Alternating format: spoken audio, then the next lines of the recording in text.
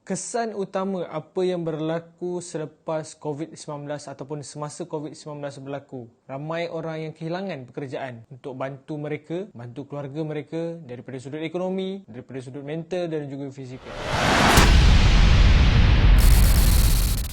Kesan utama apa yang berlaku selepas COVID-19 ataupun semasa COVID-19 berlaku. Ramai orang yang kehilangan pekerjaan untuk bantu mereka, bantu keluarga mereka daripada sudut ekonomi, daripada sudut mental dan juga fizikal. Apa yang aku lihat baru-baru ni dalam TV3, bersediakah rakyat Malaysia untuk bekerja dalam bidang construction? Aku dah bekerja dalam bidang construction ni dah lebih kurang dalam 6 tahun. Begitu banyak kerenah, begitu banyak ragam, begitu banyak pengalaman-pengalaman yang pahit ada ketika aku bekerja dalam bidang construction. Jadi, aku ada buat satu temu bual bersama dengan pekerja aku, seorang pekerja Indonesia yang baru saja datang ke Malaysia lebih kurang dalam bulan 2 tempoh hari. Dia akan menceritakan apakah nasihat-nasihat utama yang boleh dilakukan ataupun yang patut dilakukan oleh setiap mereka yang ingin bekerja di bidang construction. Posisi anda bukan sebagai seorang supervisor, bukan sebagai seorang manager, tapi seorang pekerja am. Jadi korang boleh tengok dalam tempoh berapa minit temu bual yang aku jalankan bersama dengan pekerja am aku. Dia bekerja sebagai seorang pencuci tayar yang mana setiap tapak bina itu, site tu perlu mengadakan pencuci tayar bagi memastikan kenderaan yang keluar daripada tapak bina itu berada dalam keadaan yang bersih. Sebab apa? Kita terikat dengan syarat-syarat daripada Majlis Perbandaran. Tak kisah sama ada Majlis Perbandaran Kelang ataupun mana-mana majlis perbandaran. Memang kita perlu sebagai seorang kontraktor untuk memastikan kenderaan yang keluar daripada tapak bina adalah dalam keadaan yang bersih. So guys, jom. Nama saya Joni Hartono, asal Indonesia. Saya hadir di Malaysia pada bulan Februari. Tujuan saya di sini bekerja.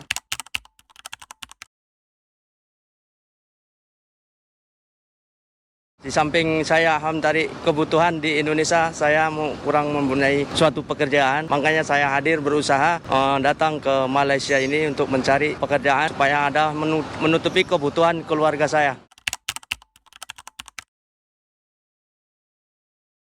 Ya sudah, syukur alhamdulillah lah. Semua dapat terpenuhi kebutuhan saya selama bekerja di Malaysia ini. Terima kasih untuk Malaysia ini sudah menerima saya sebagai pekerjanya. Ya, dikatakan rindu, semua orang sih serindu sama keluarga ya. Tapi bagaimana pula ya, orang kita di sini bekerja, merantau untuk mencari nafkah untuk kebutuhan istri dan anak-anak.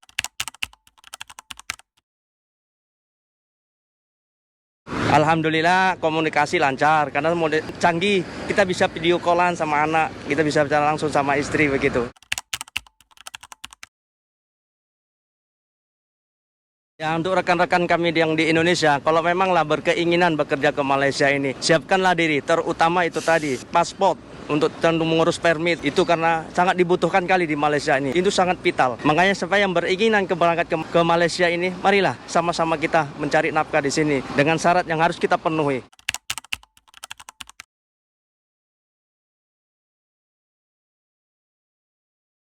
Tentunya mental terus disiapkan, karena apa yang kita hadapi sehari-hari adalah orang lain, bukan kita bekerja sendiri. Karena sifat manusia itu beda-beda ya, kita tak mungkin sama. Ada yang nanti berkeinginan seperti ini, seperti itu. Ada yang keinginan nanti cuci tayar, lori-lori ingin mau cepat. Nanti sementara tayarnya masih begitu kotor, tapi dia sulit untuk mundur apa gimana. Itulah tantangan saya dalam sama bekerja. Tapi alhamdulillah semua itu bisa diatasi dengan cara kita sendiri.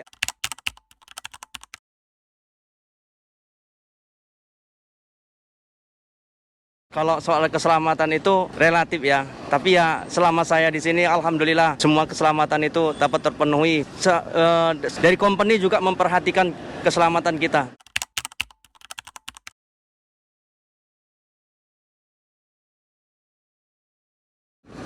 Ini imbauan amaran kepada anak-anak muda sekarang ini. Marilah sama-sama kita membangun negara kita ini, negeri kita ini supaya maju. Hindarilah, maaf cakap untuk zaman sekarang ini, narkoba ya. Sangat hindarilah. Karena itu adalah musuh negara, musuh raja, musuh kerajaan. Jadi kalau bisa marilah sama-sama kita bekerja untuk membangun negeri ini. Terima kasih. Jadi berdasarkan video tadi tu, temu bual tadi tu, aku rasa korang dapat sedikit input apa sebenarnya yang patut korang lakukan. Dan kalau korang nak masuk dalam bidang construction sebagai pekerja am ataupun pekerja mahir dalam tukang besi, tukang kayu, tukang plaster, tukang ikat batu, ada beberapa perkara yang perlu kita ambil tahu dan bersedia untuk kita menghadapi bidang construction. So yang pertama adalah korang kena pastikan mental dan fizikal korang cukup kuat untuk bekerja dalam bidang construction. Sebab dalam pengalaman aku bekerja selama 6 tahun dalam bidang construction sebagai OSH practitioner ataupun pengamal keselamatan kesihatan pekerjaan, macam-macam karena, macam-macam perbuatan, macam-macam percakapan, macam-macam perkara yang kau akan dengar, yang kau akan terima ketika kau bekerja dalam bidang construction. Kalau kau seorang pekerja yang ikat batu ataupun buat kerja-kerja plaster ceiling ataupun plaster dinding, arahan-arahan yang diberikan daripada kepala ni adalah korang punya ketua untuk bidang kerja kau. So, bila kau dapat terima arahan daripada kepala kau, ada sesetengahnya yang bercakap tu agak kasar, ada yang bercakap tu lembut. Tapi bila korang mulakan ataupun buat mistake yang sama every time, so bila